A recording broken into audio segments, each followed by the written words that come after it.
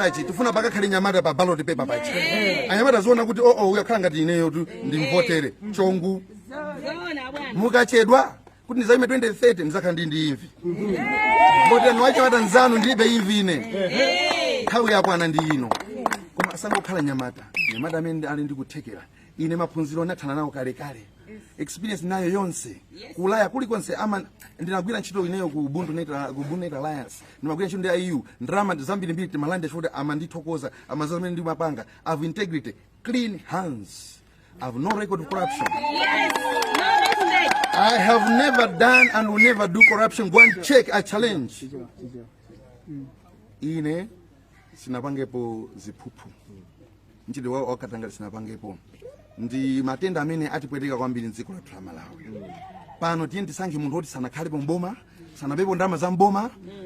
Mukala kuisa zoti muzitenga anthu anali mboma akubwera mukudziwa akupita kuti abwererenso akapitirize kuba pamene asira paja. Ine sinakhalepo mboma sinabepo ndiye kuti ndikupita ngati munthu wa fresh. Taisapo enawa panopa tiye ndiyese zeni izo ndi Mtumbuka wa Chinyamata. Zikonga mbiri.